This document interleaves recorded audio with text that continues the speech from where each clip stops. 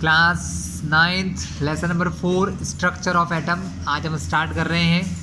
चलिए, in the chapter 3 we have learned that atom and molecules are the fundamental building blocks of matter. Lesson 3 में हमने देखा कि किसी भी मटेरियल के जो मेन बिल्डिंग ब्लॉक होते हैं, मतलब सबसे छोटी जो चीज़ें होती हैं वो दो होती हैं, एटम्स एंड मॉलिक्यूल। इसका डिफरेंस लेसन 3 में हमने पढ़ रखा है। अगर नहीं पता हो तो लेसन 3 का वीडियो देख लीजिएगा। The existence of different kinds of matter is due to different atom. अलग अलग तरह की जो मटेरियल पाए जाते हैं हमारे आसपास होते हैं, वो इसलिए होते हैं क्योंकि अलग अलग प्रकार के डिफरेंट टाइप के एटम्स होते हैं।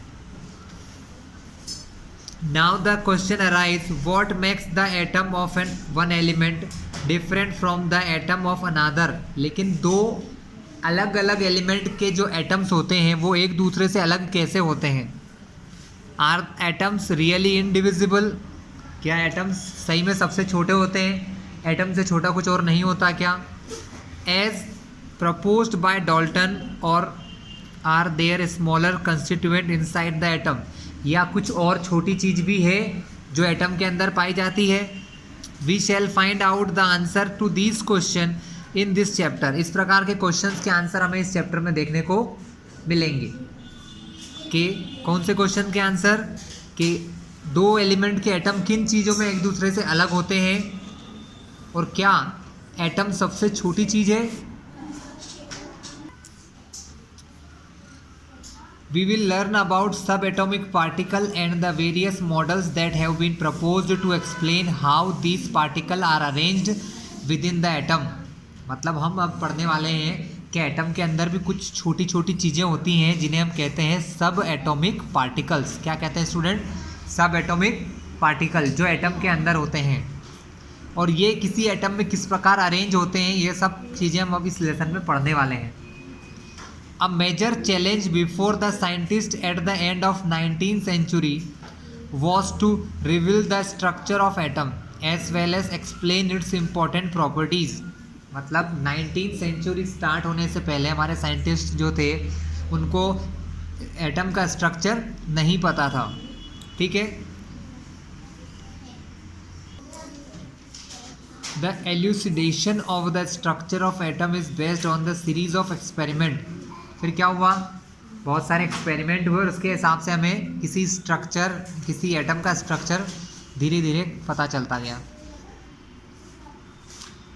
One of the first indication that atom are electric not divisible comes from studying static electricity and the condition under which electricity is conducted by different substances. मतलब सबसे पहले कैसे पता चला कि जब इलेक्ट्रिसिटी को अलग अलग मटेरियल में से निकाला गया या पास कराया गया, तब हम लोगों को इसके बारे में आइडिया आने लगा। ठीक है। तो सबसे पहले देखते हैं चार्ज्ड पार्टिकल्स इन मैटर।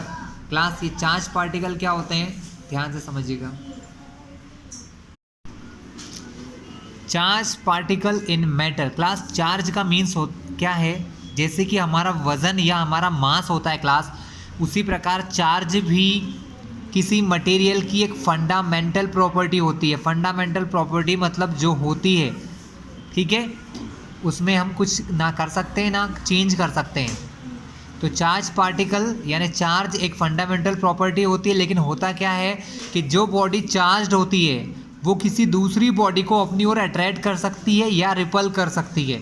यानी चार्ज मतलब ऐसी प्रॉपर्टी जिसकी वजह से कोई पार्टिकल दूसरे पार्टिकल को अट्रैक्ट कर सकता है या रिपल कर सकता है। मतलब या तो उसे पास बुला सकता है या उसे दूर भगा सकता है। वो पार्टिकल, वो जो प्रॉपर्टी होती किसी किसी पार्टिकल में, उसे कहते हैं चार्ज्ड या चार्ज। तो charge particle in matter. For understanding the nature of charged particle in matter let us carry out the following activity. तो हमें कुछ एक एक्टिविटी बताई गई है क्लास। लगभग ये एक्टिविटी हर बच्चे करे हुए होते हैं छोटी क्लासेस में। कॉम्ब ड्राई हेयर, मतलब कोई अपने जो बाल होते हैं ड्राई सूखे हुए बाल जिसमें ऑयल ना लगा हो, ड्राई हेयर को कॉम्ब करें कंघी से। हमारा जो कॉम्ब होता है उससे आपको अपने बालों में करना है। Does the comb then attract small pieces of paper. और उसके बाद उस कॉम्ब को कागज़ के छोटे छोटे टुकड़ों के पास ले जाना है। डेफिनेटली है कि वो कागज़ के जो छोटे छोटे पीस हैं, है ना, स्मॉल पीस ऑफ पेपर है, वो कॉम्ब की तरफ अट्रैक्ट होंगे। क्यों? क्योंकि जब इन कॉम्ब्स को हमारे हेयर के साथ कांटेक्ट में लेके आते हैं तो एक कॉम्ब चार्ज हो जाता है क्लास। क्या हो जाता है? चार्ज। इसके ऊपर एक प्रकार का चार्ज आ जाता है और वो चार्ज दूसरे स्मॉल स्मॉल जो कागज़ के टुकड़े होते हैं, पीस होते हैं, उनको अपनी ओर अट्रैक्ट कर लेता है। ये होती है चार्ज की प्रॉपर्टी। इसके अलावा कुछ और तरीके भी हैं। रब अ ग्लास रॉड, एक ग्लास की रॉड लीजिए, जैसे पेंसिल की जैसे ग्लास का टुकड़ा लीजिए। रब विथ अ सिल्क क्लॉथ, और किसी सिल्क के कपड़े के साथ उसको घीसिए, रब कीजिए, इस प्रकार से रब कीजिए, घीसिए उसको। And bring the rod near the inflated balloon, ठीक है। ऑब्जर्व व्हाट हैपन्स, और फिर देखिएगा क्या होगा। आप देखोगे कि बलून भी उसकी ओर अट्रैक्ट हो जाएगा, या बलून की जो एयर है वो उसकी ओर अट्रैक्ट हो जाएंगी।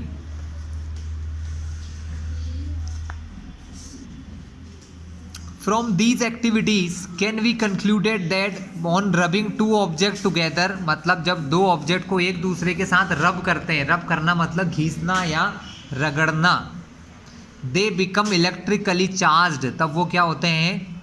इलेक्ट्रिकली चार्ज्ड हो जाते हैं क्लास। उनके ऊपर किसी ना किसी प्रकार का चार्ज आ जाता है क्लास, ठीक है। तो क्या देखा क्लास हमने कि जब हम दो चीज़ों को एक दूसरे से रब करते हैं या एक दूसरे के साथ रगड़ते हैं या घर्षण करते हैं एक दूसरे के साथ, तो उनके अंदर चार्ज आ जाता है। But where does this charge come from, ले चार्ज आता कहाँ से है? This question can be answered by knowing that an atom is divisible. इस क्वेश्चन का आंसर वहाँ से पता चलेगा कि एक एटम जो होता है वो डिविजिबल है। डिविजिबल मतलब एटम सबसे छोटा नहीं है, एटम के अंदर भी कुछ चीज़ें पाई जाती हैं। And consist of charge particle, और एटम के अंदर कौन पाए जाते हैं? एटम के अंदर कुछ चार्ज पार्टिकल होते हैं, मतलब ऐसे पार्टिकल होते हैं जिनके ऊपर चार्ज हो। क्या हो क्लास? जिनके ऊपर कोई ना कोई चार्ज हो। क्लास में बता दूं आपको, charge has two type, charge दो प्रकार का होता है, पॉजिटिव और नेगेटिव चार्ज। क्लियर है? Many scientists contributed in revealing the presence of charged particle in atom. बहुत सारे साइंटिस्ट ऐसे थे जिन्होंने इस बारे में डिस्कवरीज किए, एक्सपेरिमेंट्स किए।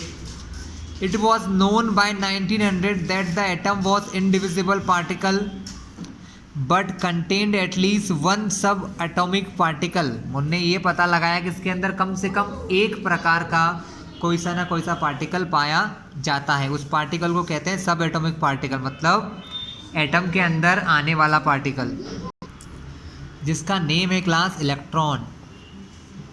तो इलेक्ट्रॉन सबसे पहले पता चला कि किसी एटम के अंदर क्या पाया जाता है?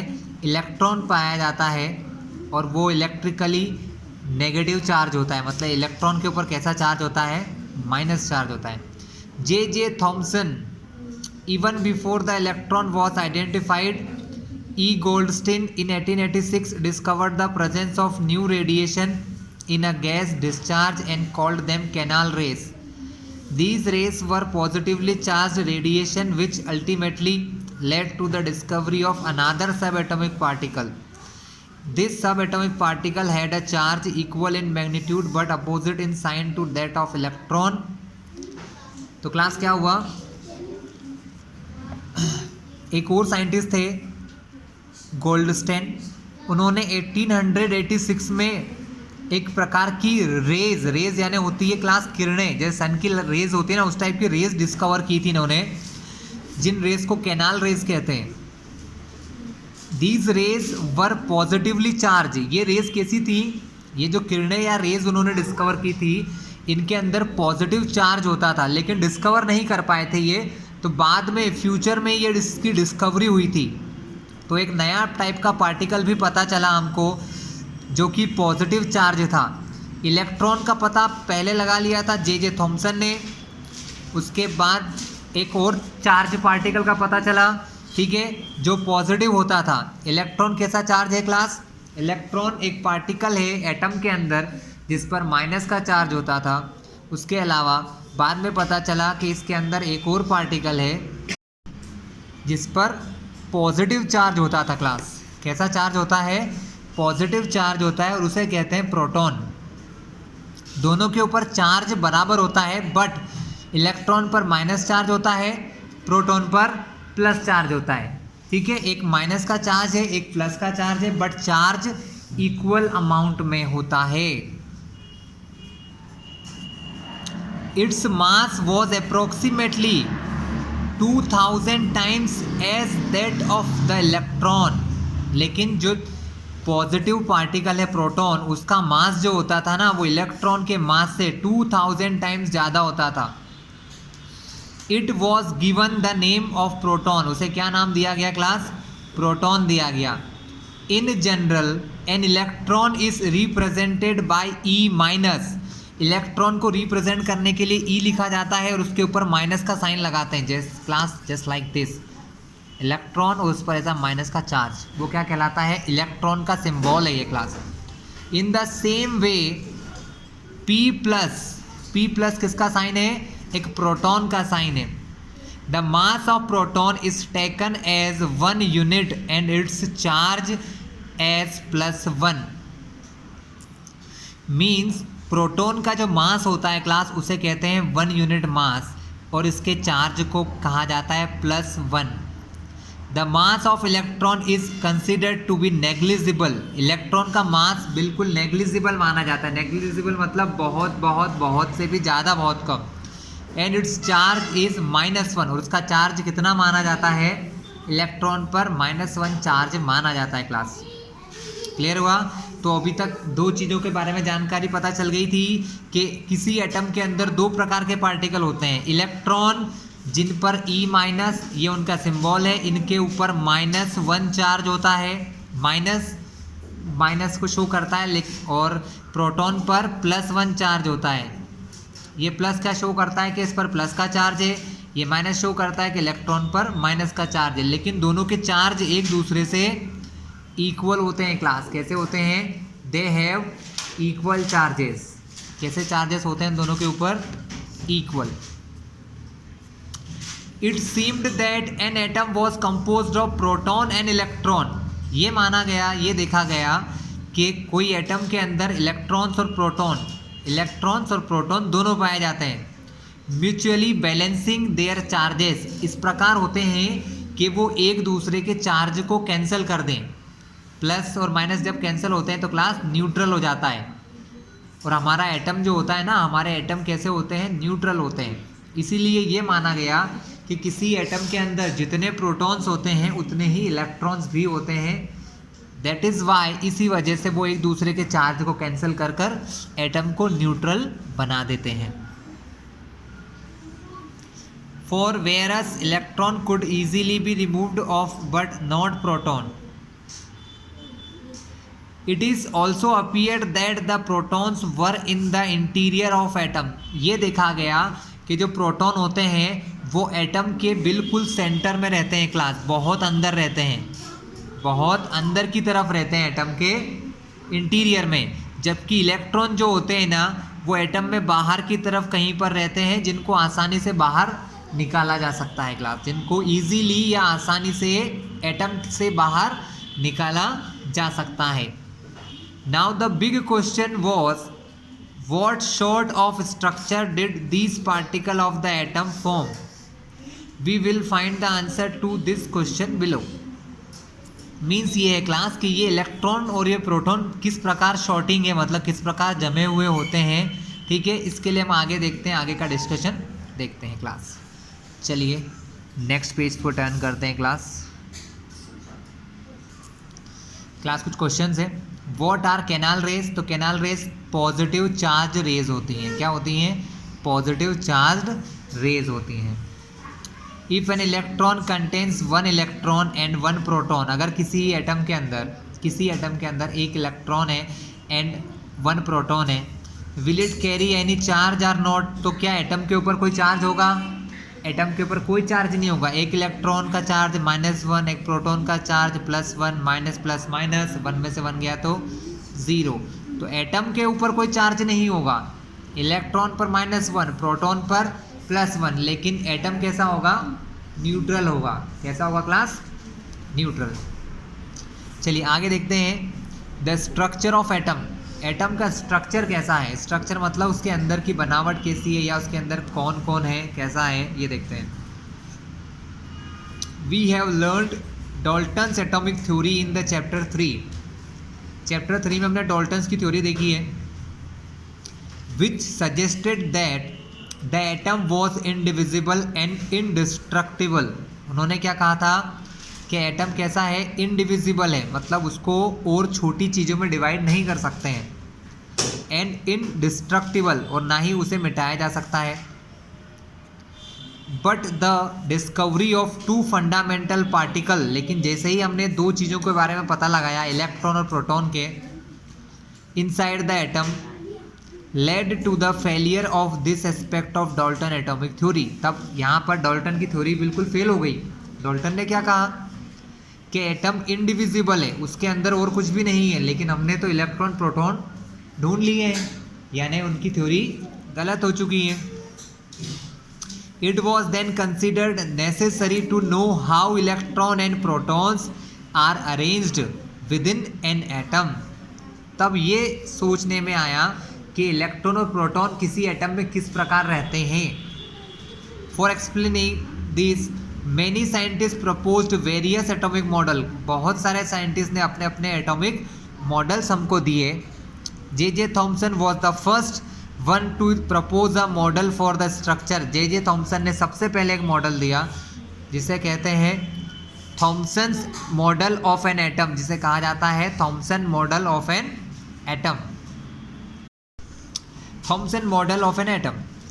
Thomson proposed the model of an atom to be similar to that of a Christmas pudding। मतलब किसी क्रिसमस पुडिंग की तरह उन्होंने किसी एटम को बताया, ठीक है। The electrons in a sphere of positive charge. उन्होंने ये कहा कि ये जो कि एटम जो होता है ना, एक पॉजिटिव चार्ज का स्फीयर होता है। एटम कैसा होता है? एटम एक पॉजिटिव चार्ज का स्फीयर होता है जिस पर इलेक्ट्रॉन इस प्रकार से यहाँ पर रखे होते हैं। इलेक्ट्रॉन अलग अलग जगह पर होते हैं, इसीलिए जितने प्रोटॉन उतने न्यूट्रॉन, उतने ही इलेक्ट्रॉन, और ये न्यूट्रल हो जाता है। तो उन्होंने क्या कहा कि एटम एक पॉजिटिव चार्ज स्फीयर की तरह होता है जिस पर इलेक्ट्रॉन ऐसे ऐसे इस प्रकार से रखे होते हैं। We can also think of a watermelon. इसको वाटरमेलन की तरह, किसी तरबूज या वाटरमेलन की तरह भी मान सकते हैं। जिस प्रकार वाटरमेलन को आप कट करते हो तो उसके जो सीड्स होते हैं, जो बीज होते हैं, सीड्स, वो इसी प्रकार आपको दिखाई देते हैं। उसी प्रकार इसलिए इसको वाटरमेलन मॉडल भी कहते हैं। The positive charge in an atom is spread all over. उन्होंने क्या कहा कि पॉजिटिव चार्ज जो होता है वो किसी स्फीयर की तरह पूरी स्फीयर में, पूरे एटम में फैला होता है। Like red edible part of watermelon, जैसे कि जो रेड कलर का पार्ट होता है ना हमारे वाटरमेलन में, उसकी तरह। While the electrons are studded in the positive charge sphere like the seeds in the watermelon. और जो सीड्स होते हैं, मतलब जो इलेक्ट्रॉन्स होते हैं, वो वाटरमेलन के सीड्स की तरह, बीज की तरह यहाँ पर इस प्रकार देखो, जैसे ये लगा हुआ है, ये लगा है, इसकी तरह इस तरह पर लगे होते हैं। इस डायग्राम से आप समझ सकते हैं। ये स्फीयर जो होता है ये पॉजिटिव चार्ज होता है, और ये जो इलेक्ट्रॉन्स हैं ये सीड की तरह वाटरमेलन में जुड़े होते हैं। इससे कंपेयर किया उन्होंने, एक समझाने की कोशिश की। कुछ दो इम्पोर्टेंट पॉइंट है जो आपको शायद एग्ज़ाम में पूछे जा सकते हैं क्लास, और वो ये हैं। उनने ये कहा, ये उन मॉडल के दो पॉइंट हैं। An atom consist of positive charge sphere. उन्होंने क्या कहा कि एटम एक पॉजिटिव चार्ज स्फीयर है, and the electrons are embedded in it, और इलेक्ट्रॉन उस पर लगे हुए होते हैं। The negative and positive charge are equal in magnitude. Negative और पॉजिटिव चार्ज एक दूसरे से इक्वल होते हैं। So the atom as a whole is a electrically neutral. इसी वजह से जो एटम होता है वो कैसा होता है? इलेक्ट्रिकली न्यूट्रल होता है क्लास, क्योंकि जितना प्लस का चार्ज उतना ही माइनस होता है, एक दूसरे से कैंसिल होकर वो न्यूट्रल एटम बन जाता है। Although Thomson's model explained that atom are electrically neutral, the result of the experiment carried out by other scientist could not be explained by this model as we will see below. लेकिन कुछ और चीज़ें थी जो Thompson के model अच्छे से नहीं समझा पाए, इसलिए कुछ समय बाद थॉमसन के मॉडल को गलत बता दिया गया। इनकी ये वाली जो बात थी वो बिल्कुल करेक्ट थी कि किसी एटम के अंदर जितने इलेक्ट्रॉन होते हैं उतने ही प्रोटॉन होते हैं, इस वजह से एटम कैसा होता है, न्यूट्रल होता है। लेकिन ये जो तरीका इन्होंने बताया था फर्स्ट में, ये बाद में रॉन्ग साबित हो गया था। ठीक है, कैसे? इस बात को साबित किया था अर्नेस्ट रदरफोर्ड, जो नए साइंटिस्ट थे, दूसरे साइंटिस्ट थे सर रदरफोर्ड, उन्होंने अपना मॉडल दिया। उन्होंने क्या कहा, उन्होंने एक एक्सपेरिमेंट करा था जिस एक्सपेरिमेंट को कहते हैं अल्फ़ा पार्टिकल एक्सपेरिमेंट क्लास। क्या कहते हैं? Alpha particle experiment. Ernest Rutherford was interested in knowing how the electrons are arranged within an atom, कि किसी एटम के अंदर इलेक्ट्रॉन किस प्रकार जमे होते हैं। Rutherford designed an experiment for this, उन्होंने इसके लिए एक एक्सपेरिमेंट डिज़ाइन किया। In this experiment fast moving alpha particle, मतलब क्लास कुछ रेडिएशन या कुछ पार्टिकल होते हैं जिनको अल्फ़ा पार्टिकल कहते हैं, were made to fall on a thin gold foil. उन्होंने एक गोल्ड की फॉइल बनाई, मतलब पेपर जैसा एक पतला सा गोल्ड फॉइल बनाया, जैसे कि हमारे घरों में आजकल एल्यूमिनियम फॉइल होती खाने को रैप करने के लिए, उसी प्रकार से गोल्ड की फॉइल बनाई उन्होंने, बहुत बहुत पतली। कैसी बनाई इसके बारे में यहाँ लिखा हुआ है। He selected a gold foil because, उन्होंने गोल्ड की ही फॉइल क्यों बनाई class? He wanted as thin as layer as possible. उन्होंने क्या करा, जितना छोटे से छोटा पतले से पतली फॉइल हो सकती थी, थिन से थिन फॉइल बना सकते थे, उसकी कोशिश की थी। इसीलिए उन्होंने गोल्ड लिया, क्योंकि गोल्ड सबसे ज़्यादा मेलाएबल मेटल है, गोल्ड से ज़्यादा मेलाएबिलिटी किसी की नहीं होती, इसलिए सबसे पतली शीट सिर्फ गोल्ड की बन सकती है। This gold foil was about 1000 atom thick, मतलब ये गोल्ड फॉइल कैसी थी कि अगर हम इस प्रकार से 1000 एटम को साइड बाय साइड रखें, तो 1000 एटम जब साइड बाय साइड रखे जाएंगे इस प्रकार से, तब गोल्ड फॉइल बनी होगी। इतनी थिक गोल्ड फॉइल थी। ये आपका पहला पॉइंट था, मतलब पॉइंट नहीं है ये उनका एक्सपेरिमेंट का पॉइंट है कि उन्होंने क्या किया था। फिर आता है alpha particle are doubly charged helium ion. Alpha particle होते क्या हैं क्लास? तो alpha particle doubly charged helium ion होते हैं, मतलब अल्फ़ा पार्टिकल हीलियम आयन जैसे होते हैं। हीलियम का जो एटम होता है क्लास, आप लोगों को मैंने पढ़ाया था, हीलियम का एटॉमिक नंबर 2 होता है, मास नंबर 4 होता है। हीलियम का जो एटम होता है, हीलियम के एटम जैसा ही हीलियम का आयन होता है। इसके अंदर से अगर इलेक्ट्रॉन निकाल दें, क्या करें, हीलियम के अंदर से इलेक्ट्रॉन निकाल दें, तो वो हीलियम का आयन बन जाता है क्लास। क्या बन जाता है? हीलियम का आयन बन जाता है।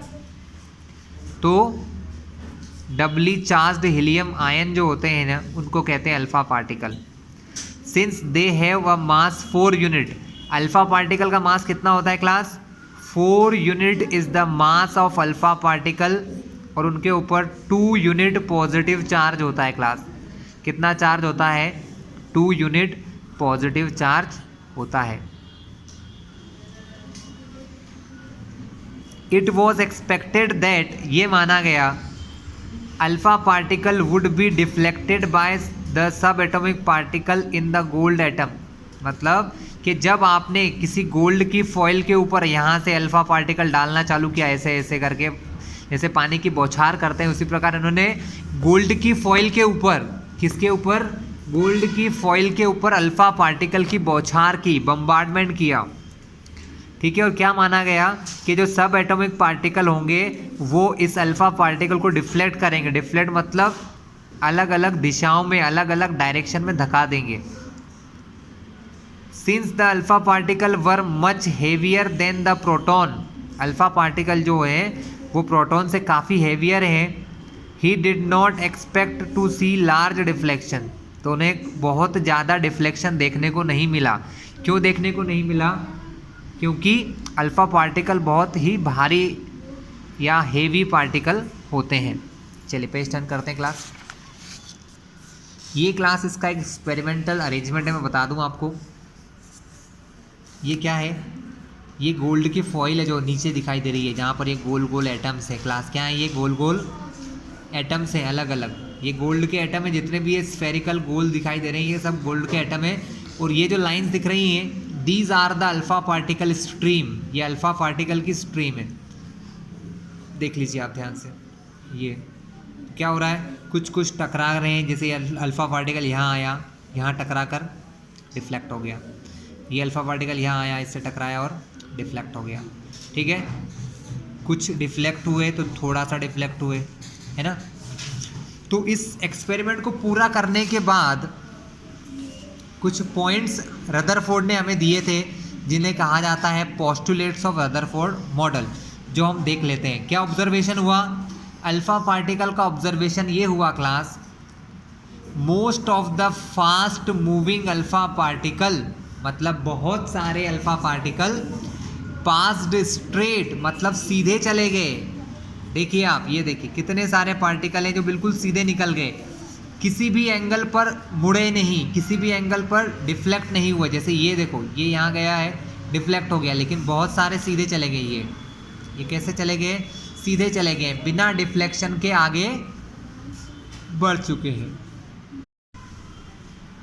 सम of the alpha particle were deflected by the foil by small angles, थोड़े बहुत अल्फा पार्टिकल छोटे से एंगल से डिफ्लेक्ट हुए। जैसे कि इसको देखिए, ये यहाँ से डिफ्लेक्ट हुआ, लेकिन थोड़ा सा, इसे जाना कुछ ऐसा था यहाँ पर, लेकिन वो थोड़े से एंगल पर डिफ्लेक्ट हो गया क्लास।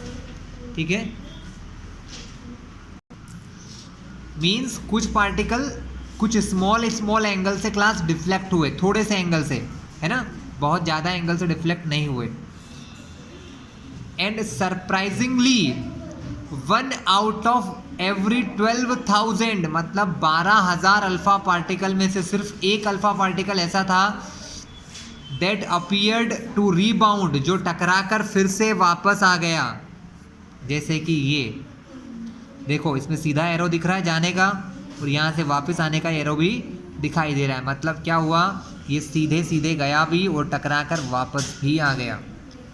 ठीक है, तो 3 ऑब्जर्वेशन पता चले, मैं फिर बता दूं। पहला क्या हुआ कि बहुत सारे अल्फा पार्टिकल सीधे निकल गए, कुछ पार्टिकल एंगल्स के स्मॉल एंगल पर डिफ्लेक्ट हुए, लेकिन 12,000 में से सिर्फ एक पार्टिकल अल्फा ऐसा था जो टकरा के वापस आ गया। In the words of Rutherford, Rutherford का क्या कहना था? This result was almost as incredible as if you fire a 15-inch shell at the piece of tissue paper and it is comes back and hits you. Means ये था कि बहुत ही मुश्किल काम था जिनको उन्होंने किया था। Clear class? आगे देखते हैं इसके बारे में। Let us think if an activity in an open field to understand the implication of this experiment. Let a child stand in a front of a wall with his eyes closed. Let him throw stones at the wall from the distance. He will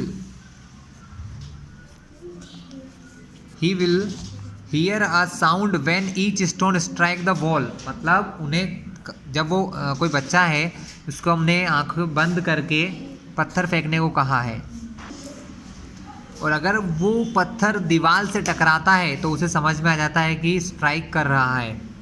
ठीक है, he will hear the sound 10 times, but if a blind folded child were to throw stones at a barbed wire fence, most of the stones would not hit the fencing and no sound will be heard.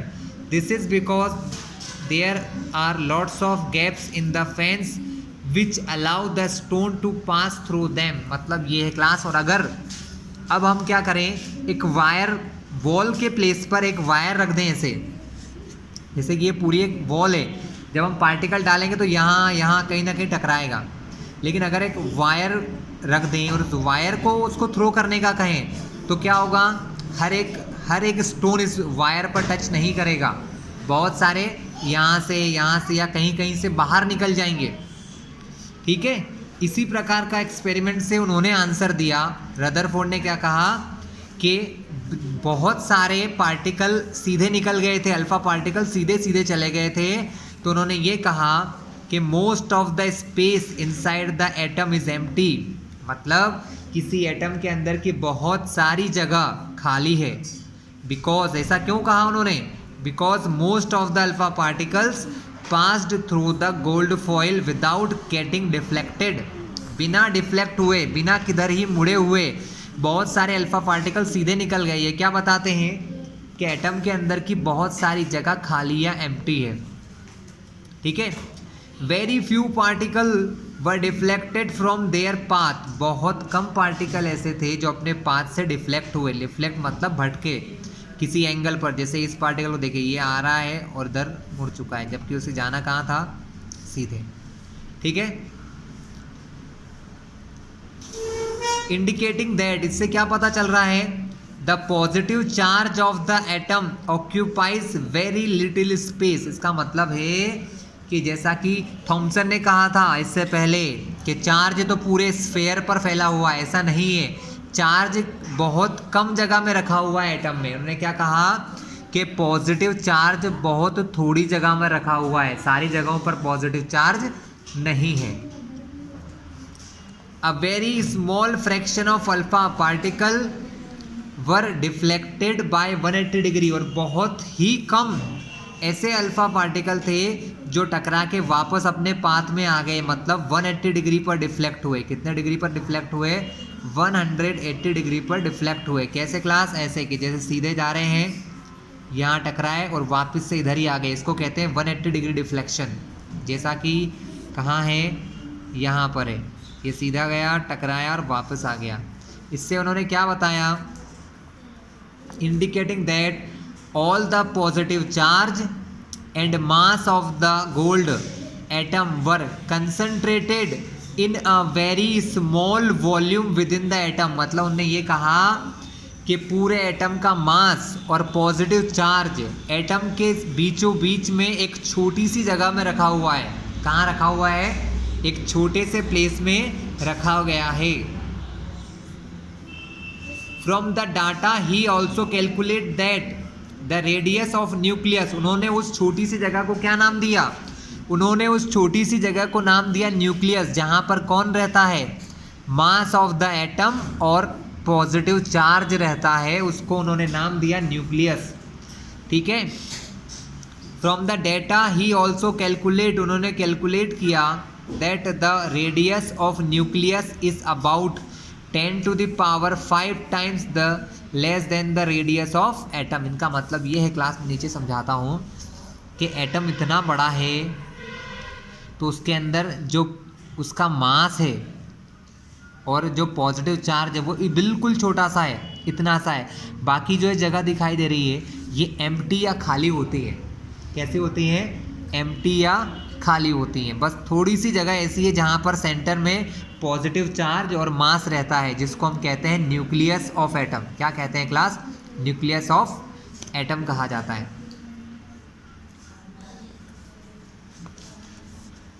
तो उन्होंने कुछ points हमें दिए और वो points क्या कहा, उन्होंने ये कहा there is a positive charge centre in an atom called the nucleus. उन्होंने कहा कि किसी एटम के न्यूक्लियस में क्या है, पॉजिटिव चार्ज है। किसी एटम के सेंटर में न्यूक्लियस है और न्यूक्लियस कैसा है, पॉजिटिव चार्ज है। Nearly all the mass of atom resides in the nucleus, और किसी एटम का जितना भी मास होता है वो कहाँ रहता है, वो न्यूक्लियस के अंदर ही रहता है। The electron revolve around the nucleus in circular path, और उन्होंने ये कहा कि जो इलेक्ट्रॉन होते हैं वो इस न्यूक्लियस के चारों ओर चक्कर लगाते हैं। देखिए कुछ इस प्रकार से कि ये आपका न्यूक्लियस है और ये अलग अलग शेल में इलेक्ट्रॉन क्या करता है, इस न्यूक्लियस के चारों ओर चक्कर लगाता है, रिवॉल्व करता है। ठीक है, the size of nucleus is very small, और जो न्यूक्लियस होता है सेंटर में, इस न्यूक्लियस का साइज बहुत ही छोटा है as compare to size of atom. Atom के कंपेयर में जो न्यूक्लियस है क्लास वो बहुत बहुत ही छोटा होता है। ये सारे पॉइंट्स हैं जिनको कहा जाता है postulates of Rutherford model 1, 2 and 3। बाकी सब इसके ऑब्जर्वेशंस थे क्लास। क्लियर है आपको? क्लास काफ़ी हेल्पफुल और अच्छा था रदरफोर्ड मॉडल, बट इसके अलावा फिर भी उसके कुछ ड्रॉबैक्स थे, कुछ गलतियां थी रदरफोर्ड मॉडल में। ठीक है, क्या थी? उन्होंने ये कहा था कि इलेक्ट्रॉन्स जो होते हैं वो न्यूक्लियस के चारों ओर घूमते रहते हैं। The revolution of electron in an circular orbit is not expected to be stable. अगर कोई चार्ज पार्टिकल इलेक्ट्रॉन अगर सर्कुलर पाथ में घूमता है क्लास, तो वो स्टेबल नहीं हो सकता है। ये आप बड़ी क्लासेस में जाओगे तो समझ पाओगे क्यों नहीं हो पाता है। क्योंकि any particle in a circular orbit would undergo acceleration, क्योंकि जब भी कोई पार्टिकल सर्कुलर पाथ में घूमता है तो उसकी स्पीड नहीं, उसकी जो वेलोसिटी होती है वो बदलती रहती है क्लास। क्या होती है? वेलोसिटी उसकी चेंज होती रहती है, और वेलोसिटी में चेंज होने को कहा जाता है एक्सीलरेशन। क्या कहते हैं? एक्सीलरेशन। और during the acceleration charge particle would radiate energy. और अगर कोई पार्टिकल, चार्ज पार्टिकल एक्सीलरेट हो रहा है, अगर कोई चार्ज पार्टिकल एक्सीलरेट होगा तो अपने अंदर से वो एनर्जी निकालेगा। ठीक है? अगर इलेक्ट्रॉन अपनी एनर्जी को निकालता रहेगा तो फाइनली एक दिन ऐसा आएगा, फॉल इनटू द न्यूक्लियस, और वो क्या करेगा? घूमते घूमते न्यूक्लियस में जाके टकरा जाएगा, क्योंकि उसके अंदर एनर्जी नहीं बचेगी। क्योंकि एनर्जी के बिना कोई काम हो सकता है क्या स्टूडेंट? नहीं हो सकता है। तो इलेक्ट्रॉन कैसे घूम पाएगा? तो ये उनके एक गलती थी उनके मॉडल की, जिसकी वजह से इस मॉडल को कुछ हद तक गलत माना, लेकिन कुछ चीज़ें उन्होंने बिल्कुल सही दी जो आज भी बिल्कुल सही है। जैसे कि न्यूक्लियस, उन्होंने जो कहा कि न्यूक्लियस सेंटर में पाया जाता है और बहुत छोटा होता है एटम के साइज से। ये दोनों चीज़ें उन्होंने सही कही। बस ये जो रिवॉल्यूशन वाली चीज़ थी ये सही नहीं कह पाए वो। इफ़ दिस वर सो, अगर ऐसा होगा, the atom should be highly unstable, मतलब ऐसा होगा तो कुछ ही समय में एटम खत्म हो जाएगा। And hence matter would not exist, और इस दुनिया में कुछ बचेगा ही नहीं। ठीक है, ये एक ही प्रॉब्लम इनकी थी जिसको दूर किया हमारे नए साइंटिस्ट मिस्टर नील्स बोहर ने, जिन्होंने बाद में हमें एक नया मॉडल दिया जिसे कहा जाता है बोहर्स मॉडल ऑफ एटम, या कहते हैं Bohr's atomic model. In order to overcome the objection raised against Rutherford's model, मतलब रदरफोर्ड के मॉडल की जो प्रॉब्लम्स थी उनको ख़त्म करने के लिए Niels Bohr put forward the following postulate. तब नील्स बोहर ने कुछ एक्सपेरिमेंट किए और हमें नया मॉडल दिया जिसको कहते हैं नील्स बोहर्स मॉडल। क्या पहला पॉइंट है उनके मॉडल का? Only certain special orbits known as discrete orbit of electron are allowed inside the atom। मतलब उन्होंने ये कहा कि इलेक्ट्रॉन घूमते तो हैं लेकिन कुछ फिक्स ऑर्बिट में घूमते हैं क्लास। कहाँ घूमते हैं? कुछ फिक्स ऑर्बिट, यानी उनकी घूमने की भी कोई जगह होती है जिनको ऑर्बिट कहा जाता है। मतलब ऑर्बिट क्या हो गया क्लास? ऑर्बिट मतलब पाथ ऑफ इलेक्ट्रॉन, इलेक्ट्रॉन का रास्ता जिसमें इलेक्ट्रॉन घूमता है। एग्जाम्पल दिखाता हूँ, ये न्यूक्लियस, ये न्यूक्लियस के पास का पहला ऑर्बिट जहाँ इलेक्ट्रॉन घूमता है, इसके ऊपर ये दूसरा ऑर्बिट जहाँ इलेक्ट्रॉन घूम रहा है, this is the third orbit, this is the fourth orbit. और इन ऑर्बिट को शेल्स भी कहते हैं क्लास। ठीक है, तो क्या कहा इन्होंने? उन्होंने कहा इलेक्ट्रॉन रिवॉल्व तो करता है लेकिन कुछ फिक्स या सर्टेन ऑर्बिट में घूमता है, कुछ स्पेशल ऑर्बिट्स में ही घूमता है।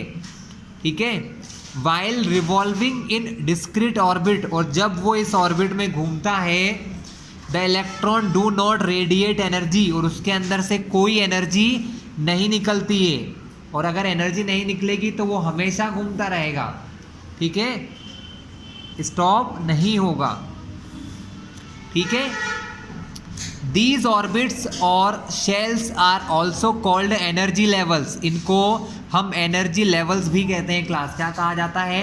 Energy levels.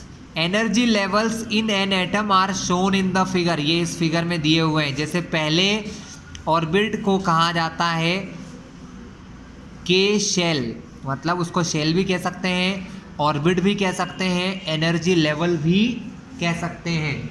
और पहले एनर्जी लेवल को नाम दिया उन्होंने के, दूसरे एनर्जी लेवल को एल, एम, एन, ऐसे अलग अलग एनर्जी लेवल का नाम दिया class. These orbits or shells are represented by the letter K, L, M, N और the number 1, 2, 3, 4। इनको 1, 2, 3, 4 या K, L, M, N भी कहते हैं क्लास। तो क्लास जो रदरफोर्ड मॉडल की प्रॉब्लम थी उसको बोहर्स मॉडल ने क्लियर किया। क्या कहा कि इलेक्ट्रॉन कुछ फिक्स ऑर्बिट में ही घूमता है और उन ऑर्बिट को एनर्जी लेवल्स कहते हैं, शेल्स कहते हैं या ऑर्बिट कहते हैं। और दूसरी बात ये कही कि जब इलेक्ट्रॉन इन ऑर्बिट में घूमेगा, रिवॉल्व करेगा, तो एनर्जी नहीं निकालेगा।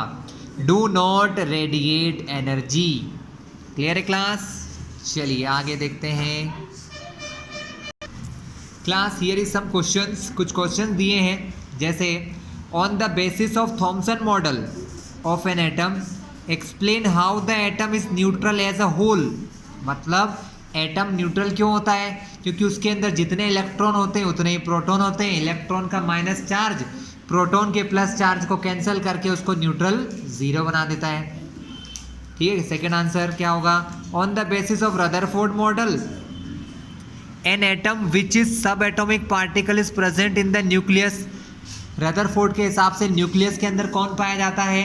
तो न्यूक्लियस के अंदर पाया जाता है प्रोटॉन। कौन पाता है क्लास? प्रोटॉन होता है। Draw the sketch of Bohr model of an atom with 3 shells. तो आपको ये डायग्राम बनाना है जिसके अंदर 3 शेल हो। Nucleus, first shell, second shell, third shell, यहाँ तक का बना लेना क्लास, ये वाला मत बनाना। Fourth, what do you think would be the observation if the alpha particle scattering experiment is carried out using a foil of metal other than gold? क्या हो सकता था? तो क्लास गोल्ड के अलावा कुछ और लेते तो शायद पॉसिबिलिटी कम रहती। हो भी सकता था लेकिन किया नहीं तो हम लोग कैसे कह सकते हैं, बट फिर भी पॉसिबल कम ही होता, क्योंकि गोल्ड से ज़्यादा मेलाएबल फॉइल किसी चीज़ की नहीं होती है और इसका मास भी काफ़ी हाई होता है। चलिए अब पढ़ते हैं न्यूट्रॉन्स के बारे में। बट क्लास थोड़ा समय और बढ़ा और सन 1932 एक साइंटिस्ट थे जेम्स चैडविक, उन्होंने एक और पार्टिकल डिस्कवर कर दिया एटम के अंदर। उन्होंने एटम के अंदर एक और पार्टिकल डिस्कवर किया जिसे उन्होंने नाम दिया न्यूट्रॉन, क्योंकि उसके ऊपर कोई भी चार्ज नहीं होता था, नो चार्ज। ठीक है, और उसका मास जो होता था nearly equal to the mass of proton, और उसका मास जो होता है वो प्रोटॉन के मास के बराबर होता है और उसके ऊपर कोई भी चार्ज नहीं होता है, इसीलिए उसे वो न्यूट्रल होता था। इलेक्ट्रिकली कैसा होता था क्लास? न्यूट्रल, इसीलिए उसे वो नाम दिया गया neutrons. Neutrons are present in the nucleus. ये भी कहाँ पाए जाते हैं? न्यूक्लियस में ही पाए जाते हैं, एक्सेप्ट हाइड्रोजन। हाइड्रोजन को छोड़ के। ऐसा क्यों कह रहे हैं? क्योंकि हाइड्रोजन के अंदर कोई भी न्यूट्रॉन नहीं होता है class. In general a neutron is represented as n. Neutron के लिए फॉर्मूले या सिंबल क्या होता है? स्मॉल एन होता है क्लास। ठीक है, the mass of an atom is therefore given by the sum of masses of proton and neutron present in the nucleus. तो अब क्या हो गया? अब हमें पता चल चुका है कि किसी एटम के मास के लिए कौन चीज़ें जिम्मेदार होती हैं? Neutrons and proton both. Neutron और प्रोटॉन दोनों का मास मिला दिया जाए तो वो हमारे एटम के मास के इक्वल होता है। क्लियर है क्लास? कुछ क्वेश्चंस हो रहे हैं यहाँ पर। नेम द 3 सब atomic particle of atom. Atom के अंदर कौन से सब एटॉमिक पार्टिकल पाए जाते हैं? न्यूट्रॉन, प्रोटॉन और electron. Helium atom has an atomic mass 4 unit and 2 proton in its nucleus. How many neutrons does it have? Class अच्छा क्वेश्चन है। यहाँ कहा गया है कि हीलियम का मास है 4 यूनिट, ठीक है, उसके अंदर 2 प्रोटॉन होते हैं। कितने प्रोटॉन होते हैं?